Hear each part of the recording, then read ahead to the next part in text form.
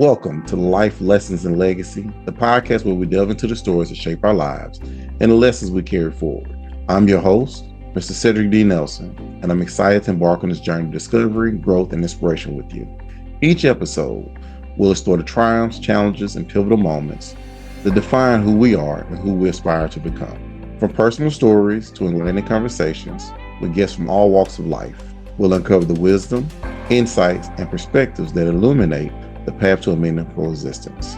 Whether you're seeking motivation, guidance, or simply a moment of reflection, Life Lessons and Legacy is here to accompany you on your quest for fulfillment and purpose. So sit back, open your mind, and let's embark on this transformative journey together. Hello, everyone, and welcome to this episode of the Life Lessons and Legacy podcast. I'm your host, Mr. Cedric D. Nelson, and today I'm honored to have the guest, the author, Mr. Mario Hall. Mr. Hall, how you doing?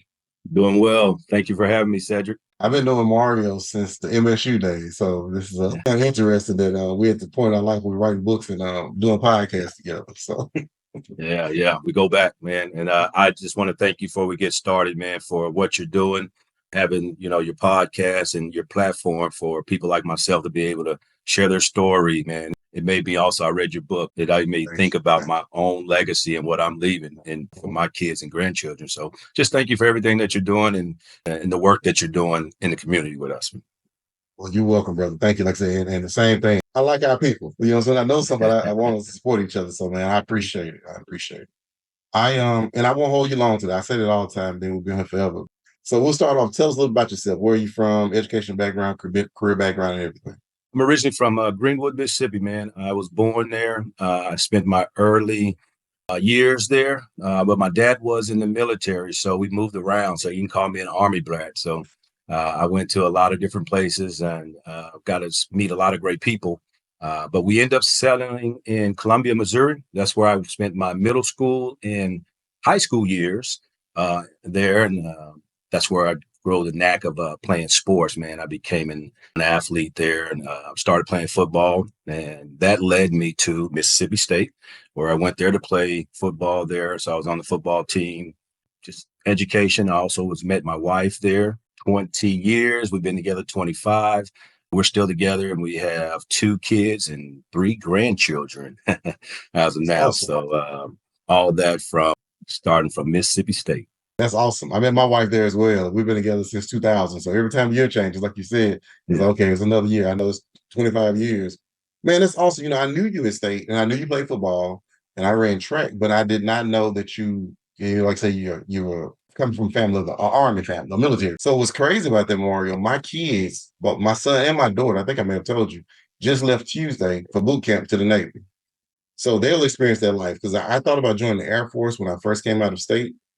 And I did because I was like, oh man, the kids be moving all the time. But looking back, they wouldn't have known any difference. It gave them worldly experience. So I should have joined. But yeah, that's awesome, man.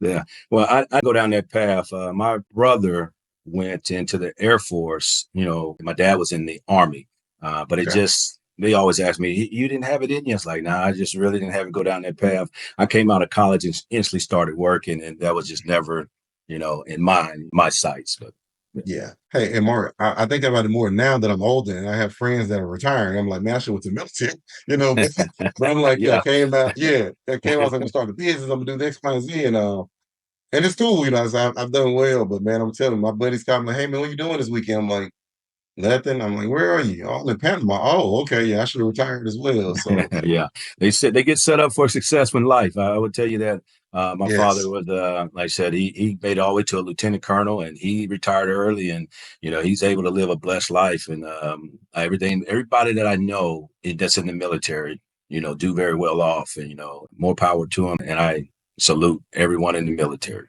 Yeah, same here. Like I said, it's just a different journey, but it's very fulfilling. Like I say, everybody I know my family's done and my buddies, it's very fulfilling for us. It's like anything is ups and downs, but definitely fulfilling. And you're definitely taking care of the rest of your life. You know what I mean? Yes. Next thing, so I know we talked about, so what are your goals? What goals do you have coming up right now? Most of my goals right now, I would tell you, it's more on the spiritual side. I'm just trying to, sell my book and advertise and promote it and all the way I can. So I actually did 2. Did my hardcover here, but also did a workbook as well. I don't know if you can see that. I did a workbook and So I have a workbook that I'm promoting. The book is about my life, my autobiography of the transformation that God did in my life.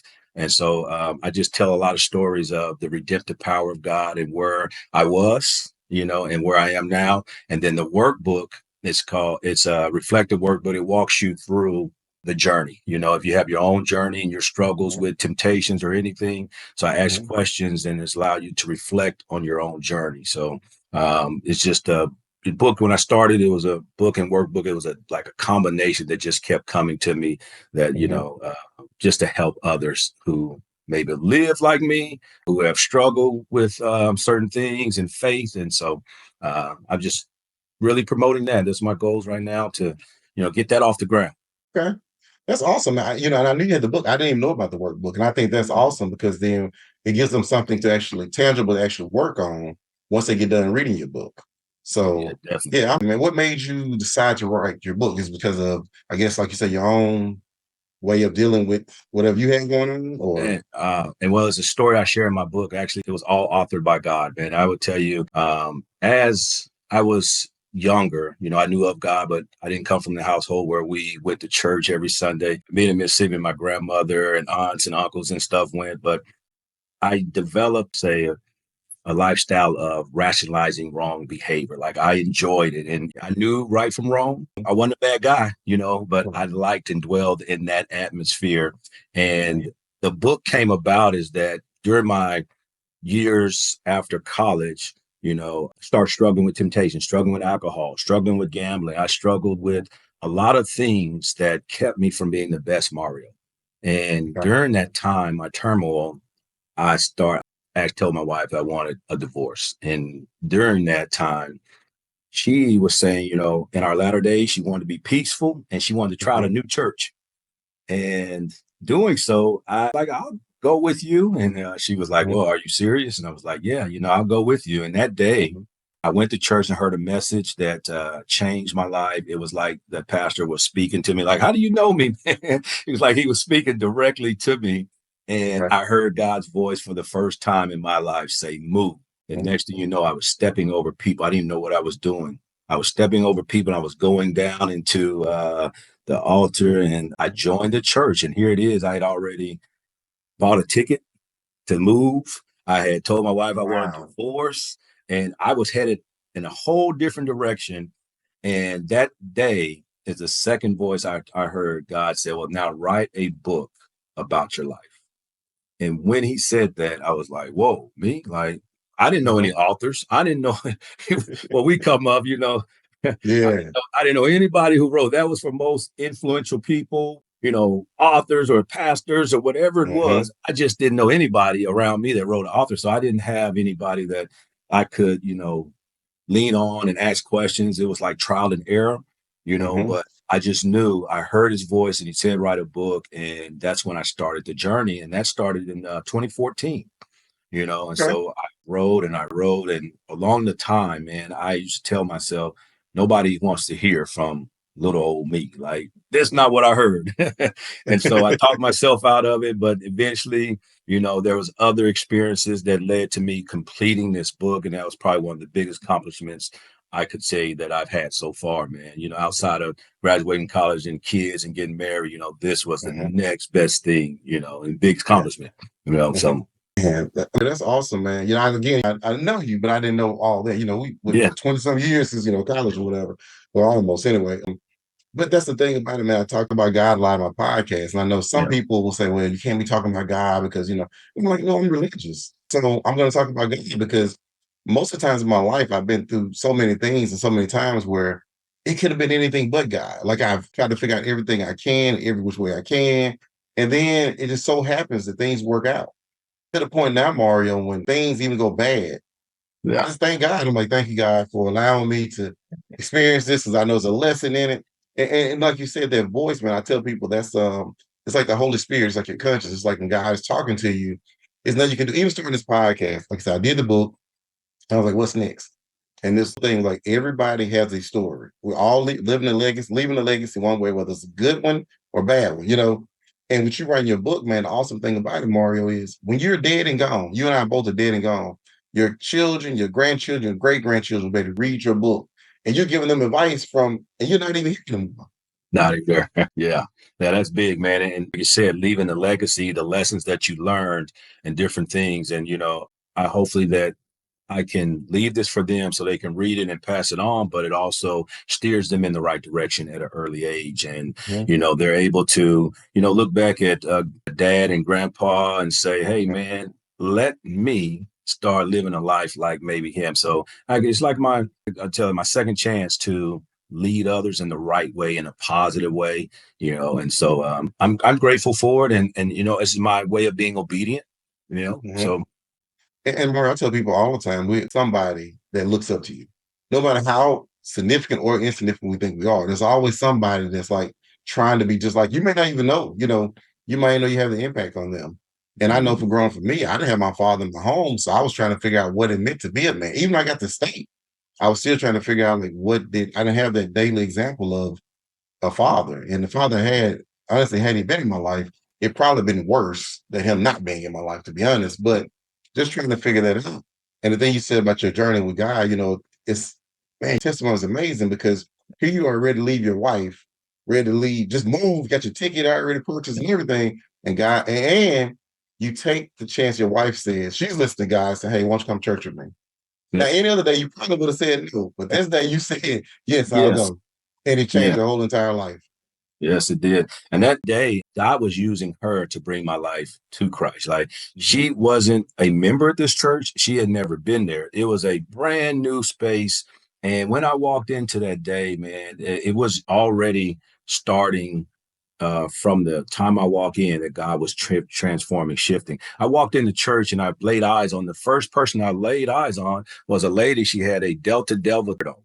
It was a Mississippi State Delta, all the way. Who's here that knows, Mississippi Valley State? So I walked up to her and, and I said to her, what do you know about Mississippi Valley State? She's like, I'm from Greenwood, Mississippi.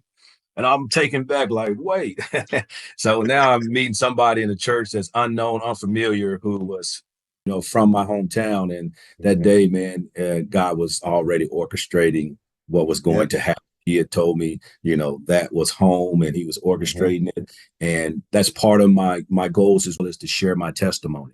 I didn't think he brought me through this to this point in my life and the redemptive power for me to just sit on it. Part of my life is to be an evidence of God's great, power and his testimony, his glory. And so it's all him. And that's what the book is about, me sharing my testimony and his power and how he changed my direction. I think they say that's when we give up sin, we repent and turn away. And like, I was headed in one direction, and he changed my whole focus, shifted me just like that. And it's amazing the amount of focus you have once you realize, you're like, okay, I'm not for me. Like, this is me. Like you say, it's basically my way of thanking God, because your life could be totally different right now. Your wife, y'all may be talking now. You may be wherever, and never have actually found the peace that you find with God. Because I'm telling you, man, like I say all the time, there's times I'm telling you, even in my childhood, some of the traumatic things that happened as a child, it had to be God. It was just God protected me. I've always felt like God has never forsaken me, no matter how crazy things may have gotten. Even in state, you're a young adult, you get all the freedom of being an adult, but you have none of the responsibilities. And you just running around, most of us running around wild enough because you in college, and then you get into college and you try to transition to adulthood, and you realize some of the adults are just as immature as the kids in college. And it's just, you kind of find yourself like, okay, so what do I do next? And I know for my children, my wife and I, we was church off and on, we had a church home, but we would go off and on. But it was till they got older, like last year now, they both decided to get baptized. Now we've been talking about God and all this stuff, and all of a sudden they came like, you know what, Dad, I think I'm ready. And I'm like, but it's God's timing. It's kind of like you and I want to be, whoever we want to be and get to whatever financial status we want. Most time we get impatient, but it's God's timing. Like, he's always building us up to be prepared for what we think we really want, what he has for us. So yeah, definitely, man. That's great. Kudos to your kids for getting baptized and them making that in their life at such an early age. it's going to be the best blessing that they can have. And they did it right before they went to the Navy, right? Yeah. So, yeah. Yeah. So all the covering is in there. Yeah. Helps Yeah. tremendously. Yeah, All right. definitely. Definitely. Yeah. That's All awesome. right. That's great. That's what I tell people, man. And I just like your story, Mike. I can't wait to hear more about it because, like, I tell people as they get older, I think as we get older anyway, usually we start figuring out like what we really don't know, and we think Mhm. we're in control of all this stuff. And you start realizing, like, you start thinking back on times, like, man, like you said, that was just God, Yeah. because Cedric and Mario, we'll mess some things, without God. That's in a nutshell, man. I thought I had mastered sin. I thought I was smarter than, most people. I mastered the game. I spent a lot of time just rationalizing my wrong behavior. I Hmm. knew right from wrong, but I liked Hmm. wrong. Something kept me wanting to run back to wrong. And Hmm. that's when, I would give into a lot of struggles.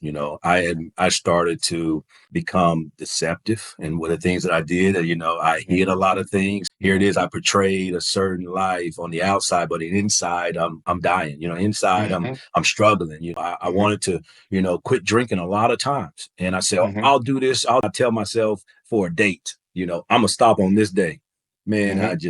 it never lasted, never sustained, and then, through prayer and different things, God started removing all of these temptations that I had, and Hmm. there's another story I like to tell in the book, as he Okay. removed it, he started revealing me, what was going on, what he was keeping me from, Hmm. I started looking back on my life and seeing how many times I was spared. There was Hmm. times in my life where, I almost lost my life that he spared me. And I would pray to God, like, "Oh, you kept me from that. Yeah. I thank you. Yeah. I won't do it again." And Uh-huh. every time I went back and did it again, And Yeah. so, Yeah. Mario's in his own way, Hmm. those are the things that, I share and I tell Hmm. on those things is stuff that we all go through, but Hmm. sometimes we don't want to tell about our shortcomings. We Yeah. don't want to talk about, my failures in life, Hmm. and Hmm. like I said, it's not about me. This is me just sharing my story so someone else who walked like me, may come to God at an earlier age and know that no matter where you fell short or where you've been or where you're at in life, you can always come to him, and he can Oh yeah. change your whole life, change your perspective. And that's what happened to me, man. I was transformed from the inside out. Okay. Yeah. Mario, I think you and I's both perspective helps us with our children. I know with me helping my children, because like you said, I'll tell God I'm not going to do this again. Mm, Say I'm sorry, oh, thank you so much for sparing me, and then turn around and do the same thing. So then when I was dealing with my children, they were teenagers, teenagers started wilding out.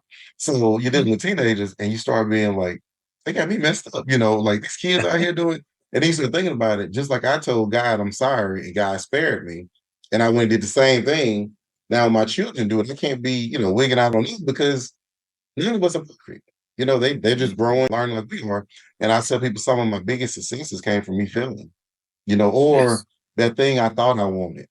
And then when I don't get it, like you said, when God reveals that if I had not got it, it probably would have ripped me. It's like, I have a goal of being wealthy, not rich. I want to be wealthy, something to leave my kids or whatever. At some point in time, I'm not there, but I'm working toward it. But I also realized had I been wealthy in my 20s, I wouldn't have Mm, been wealthy now. Like yeah. I would have been a mixture. Yeah, it's the Yeah, same thing. you said something that touched and struck a nerve is that in my book, I talk about the second chance. You're saying what you were at a younger age and how you lead your kids. And there's an acronym that says FAIL, Okay. FAIL, fail, Mhm. first attempt in learning, and so it's Okay. okay that we fail, but are we learning from it? To me, there's no losses. There's a lesson learned, that Mhm. that we're learning. As long as I'm learning and I'm moving in the right direction, I can lead differently. So part of Mhm. my chapters in the book is called a second chance. I have two kids. One was very early on in life that I started raising, but I was in a different world. I was a Mhm. different person. And as I raised him, I saw things that he was doing that I did, Mhm. but I didn't have the courage to say to him, man, you're going down this same path that I'm going down, because it was the pot calling the kettle black, Right. right? Right. And Right. so when the transformation happened for me and God started removing, I quit drinking and everything, I was able to lead him differently. but also for my young son now, I'm leading him differently. So it's my second chance to, start him early and lead him the right way and bring him up in a different way. Not that I was a bad dad to my son or anything like that. It's just like, how can you correct somebody, if we are doing the same thing? That was a big eye opener for me.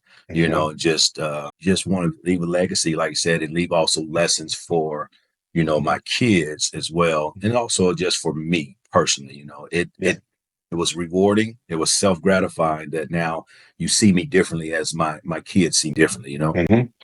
I tell my the person that I am today, I would not have been that person without them. Because I wanted to put forth the best version of myself for them, so that when they got older, they can't be like, "Well, I messed up because of my dad." It's like, no, I gave him my all. Like I sacrificed everything I could to give you the best opportunity possible. And you said something earlier. You were talking about like lessons. Well, the next question I have is like, what is one of the biggest life lessons you've learned? Yeah. And I asked that first, and I have something about sports that I want to kind of bring it, since we're both athletes, kind of something about it. But what's one of the biggest life lessons that you've learned? Well, one of the life lessons that I learned, I look back now, and you've already, so it's like we're walking down the same path, and it's funny that you are touching on so many things that I have. So one of the lessons learned that I look at now is saving up for retirement, saving for a rainy day. When I was early on in my early on in life, I was always looking to spend money that I didn't have. I perfected my persona. That means buying me a new outfit, so I get ready to go out. I did it. I spent a lot of money on what I wanted, not what I needed. And sometimes even when I know money was short, if I wanted something, I still went and got it, and so the biggest lesson is that saving up for a rainy day, living check to check, and, some major happens in your life and that, oh man, this can send us into financial ruin. That's what I've started to do now. Like you said building wealth, I want to save up for a rainy day. And so when you have that peace of mind, that I'm not living check by check, and so that was very big, and that's the lesson learned. So you already talked about it in your book. When I got to that section and you talked about telling your money where to go, and man, I was all over that. I'm like, man, it was my life, So you would speak to me directly, and that's why I love your book, man. And if I can promote anyone that's out here watching, go get Life Lessons and Legacy. We'll dive into a lot of stories about how we maybe wasn't taught, and then we had to do trial and error. So I thank you for talking that. But that was one of my biggest lessons, is saving up for a rainy day. Thank you, brother. I appreciate it, man. Like I said, that's why I want to support it. Can't wait to read it.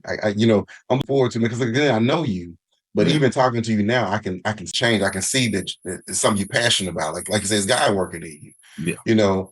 And I tell people that their life lesson, like you say, that's the thing about also having kids. We're trying to keep them from making the same mistakes we made, because I didn't know anybody in my family had graduated from college, and definitely I remember a funny story. I remember getting a credit card when we were in college. They would come out with t-shirts. Hey, you want a free t-shirt? Sign up for a credit card. Didn't know what was doing, so you sign up for the credit card because you want a free t-shirt. You have limited clothing in college. You got that card. Yeah, they call it. So now all of a sudden I went from, my grandma gave me like $20 a month. That's all she could afford. So I go from having $20 a month to now I have $500. So I can go eat anything I want. I can go get the shoes I want. If they having somebody going, someone can go, And so I remember asking one of my family members, like, hey man, they wrote up, I was, I think 18, 19.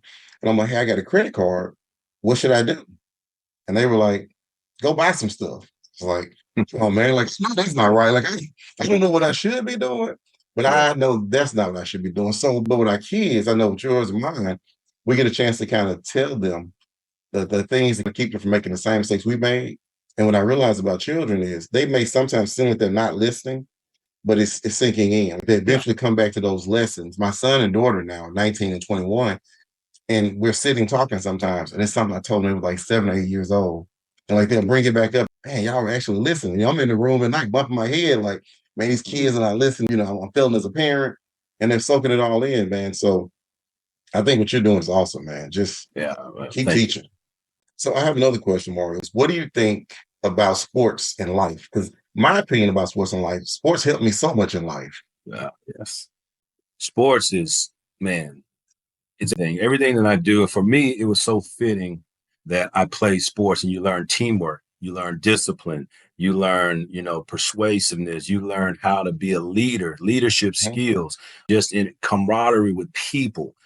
I've carried that into my personal life and my career. I've been in sales since I left college. I've Really? never punched a clock. I don't know what it is. I've always had to go out and make a dollar, Hmm. provide for my family. I've been very successful at it, but Hmm. I always tell people it's because I was an athlete.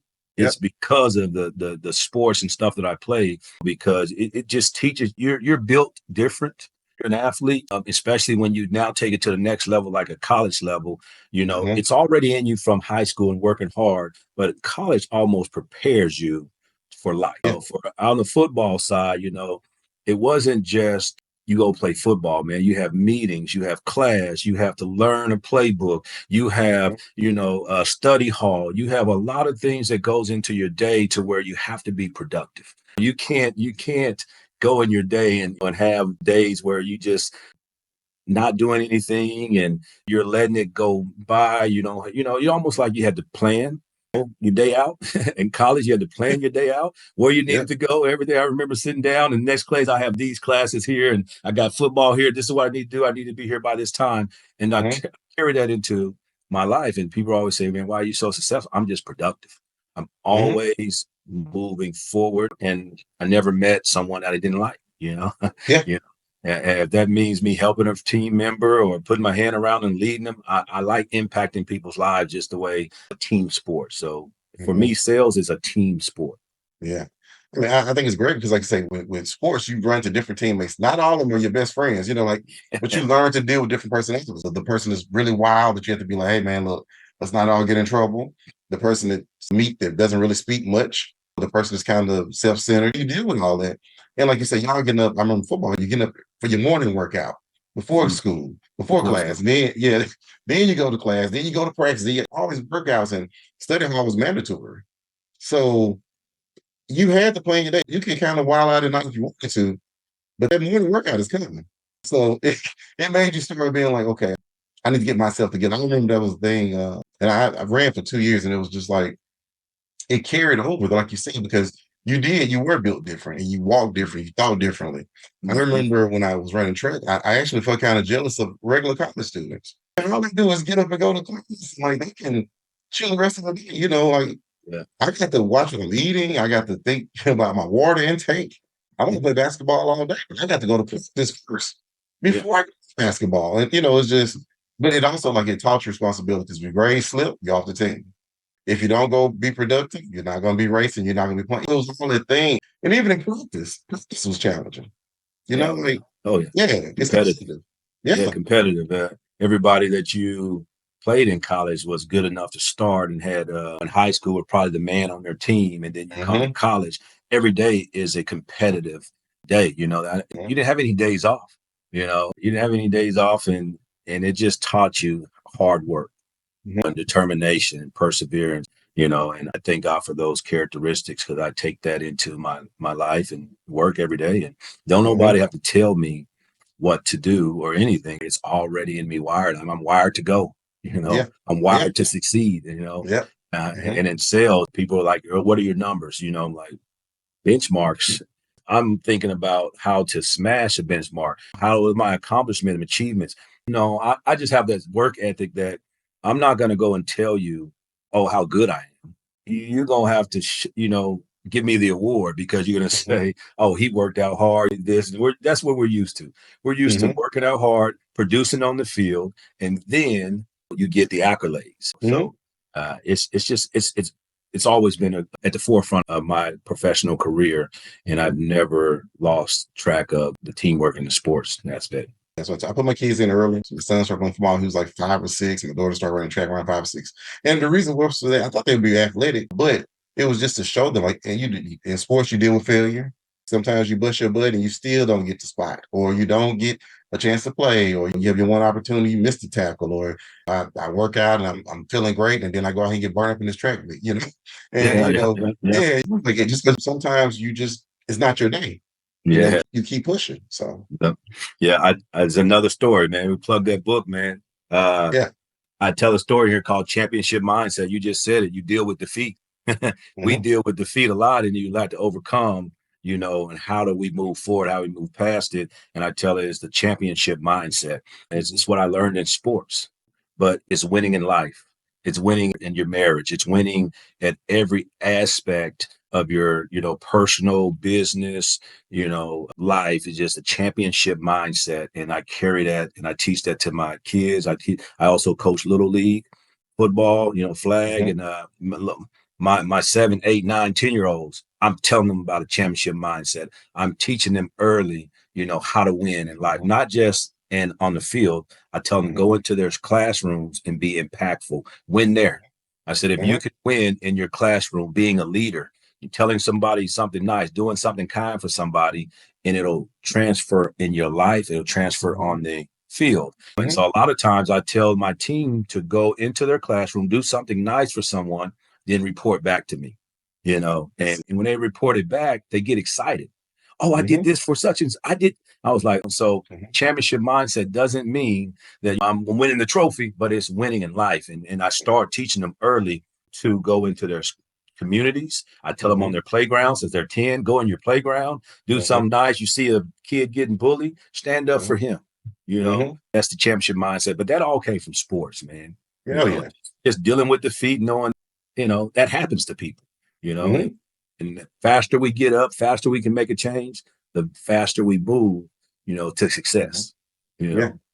No, that's awesome, Mario. Because, like, again, you've been impactful, beyond even your own children, with those young men or young women. Well, even if you have young ladies on the team, you think about it. What you said to them may be the most impactful and positive thing they hear the whole week, and you're Yeah. teaching them to also go out and be a sounding, I guess I would say, a sounding board for others, and to stand up for others, and just be a stand up guy.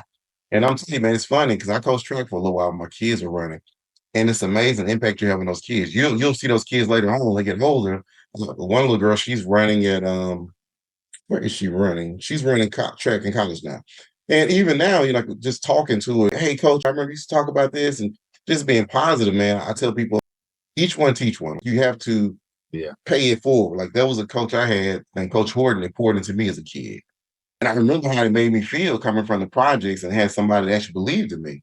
Mhm. So I try to do the same thing with the kids that I coach. Some of them had dads at home, some of them didn't. Some of them may not, they may have had behavioral issues, but they didn't have them when they were on the trip. It's like, hey, coach, what's going on? I treat them like they're one of my children. If I have snacks, Yeah. they have snacks. If I have a tent, they're in the tent. So, no, man, I think that's awesome, Mario. And like I said, you're even impacting more people than even you probably realize at this point Yeah. in your life.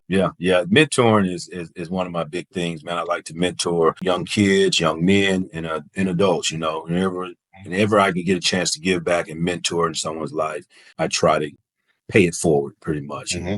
I call it pouring into them. So, Yep. all right, cool. My next question. So, who's been the single most inspirational person in your life? I guess past or present. Uh, you know, I've, I've had a lot, over the years with coaches and teachers and family members, but my most influential person, I would say, is my dad. He has always been a loving person, but he was the first person that showed me that it was okay for a man to be in touch with his feelings and tell others, I love you. And I just remember, him just growing up, just always instilling in love me and my brother, and always just being present.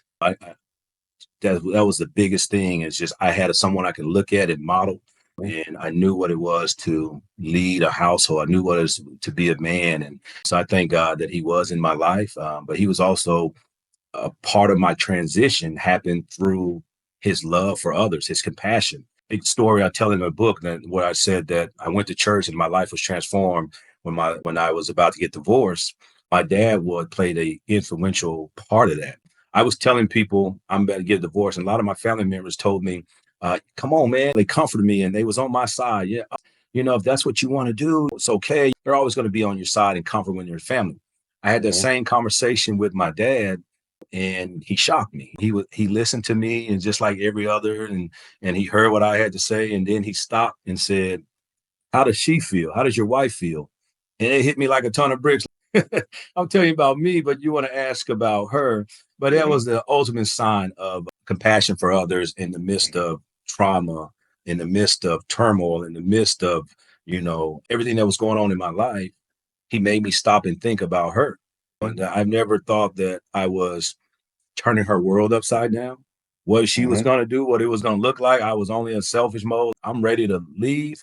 And his conversation is what led me to be open to her when she said, I want to go try the church out for it. I was like, okay, because now I'm talking to you, which before I wasn't. And so that just showed me the ultimate compassion for others. His heart was different. Yeah, I always give him his flowers, his kudos, and just for, instilling that in me. And that's another story I tell in the book. My life is and blessed by change. It's a lot of different stories like that shaped me in order for God to use me. Yeah. Wow, that's awesome, man. Yeah, but there's definitely the impact of a parent, of a father. Yeah. Like, we're men, so we're men, we take care of stuff. But for your father to be like, let me give you a different perspective. I know you're upset and you're frustrated, you're like, I'm done with this. But for him to even say, yeah, you're my son, I love you, but have you thought about her feelings? Yeah. And for it to open your whole world of Change it. yeah, I wouldn't even, and like you say, that's even crazier. I guess it's even more of a point of proving how God works. Because you told me the story about going to church, your wife asking you to go to church, you going to church, but then you go even deeper into it that your father is the reason why you were even open to him To it. saying it. God, Yeah. man, God's amazing. I tell people he's amazing. Like he's always working behind the scenes. Like when you start trying to, when he sees that, okay, my child needs me, he doesn't usually come directly to us. Yeah. It's like he starts working on us through other people, like, There your you go. father, your wife, and get you there. Man, that's awesome. Yeah. And that's the chapter called Unlikely Messengers. He started knowing, he probably knew that where I was at, he wasn't going to get to me. I wasn't open to change. I was so stuck in my ways. I was headed where I was headed and I was tunnel vision. That's where I was headed. So he used my dad and he used my wife in order for me to change. And that's amazing to me, man. When I started looking at those, for me, when I was going through the moment, it was like, it was just another occurrence. Like, okay. But like I said, when God said, now write a book about your life, I started looking at those moments. Wait, that was him. That was God. That was, Yep. and that was him using somebody else. And man, I had so many of those moments. And so that's how this book transpired. And like I said, I give all him the glory of it. But my dad's definitely God sent and somebody that was being used by him. Wow, man. And I also think, you having the father that you had made it, like, of course, it impacted the father that you are to your children. And your perspective of now, I'm sure anytime something happens, you look at your perspective like, okay, what about the other person? Because I will say this in marriage, I don't know if you got married young like I did. I got married kind of young. It was a transition because I'm still thinking like the guy that came from Mississippi State that was young, my mindset is still me, find me. And then we had kids, and you still like, I'm gonna be a great father because that's what I'm supposed to do and be a great husband, but it's still me, and it takes a while to start being like, okay, just because I feel this way doesn't mean she feels this way. And I need to take into consideration like how I'm making her feel. Even if I don't agree as a guy, I may not see things the way she does, but I need to at least try to see her perspective. Yeah. Marriage is I will say this: one of the best decisions I probably made is staying married. And now that I'm older, like I get it. You're young, like you said, people think of marriage as like dating. I don't like you anymore. It's over. And no, but it's marriage. Like you unless you're trying to kill me or something, you like, so yeah, it's definitely challenging. All Yeah. right. Yeah, go ahead. You can say something? I was gonna say that's been the most biggest blessing is that I'm still married and to this wonderful lady who's been with me for 25 years. And like I say, I give her the glory. My book is dedicated to her because God used her all those years, and she instills a lot of wisdom in me. I learn a lot from her as a partner in life, but I'm always learning. But she is someone I can call on, and I just and thank God for her. And then now we have two beautiful kids and three grandchildren that, I would have never, had we had broken up and went our different ways. So it's a blessing. Yeah. And Mario, I don't know about you, but my buddies who are single, they tell me stay married. Even if like if I'm like, man, she's getting on my nerves back in the days, she's getting on my nerves. They're like, nah, buddy, just stay married. Like this is not Yeah. what you want out here. So Yeah. And I believe him now. So Yeah. thank you for joining me on this episode of Life Lessons and Legacy. I hope you found that discussion thought-provoking and inspiring. If you enjoyed this episode, be sure to subscribe to the podcast and leave a review. Your feedback helps us to improve and reach more listeners like you. Remember, life is a journey of growth and discovery. In every experience, both the highs and the lows contribute to the legacy we leave behind. So embrace each moment, cherish the lessons, and live with purpose. Until next time, I'm Mr. Cedric D. Nelson, and you can find more resources, including my book, Life Lessons and Legacy, available for purchase on my website at www.lifelessonsandlegacy.com, also available on Amazon.com. And on my website, you can also discover information about my life coaching services and speaking engagements, designed to help you unlock your full potential and live a life full of purpose. Again, until next time, take care, and I'll see you soon.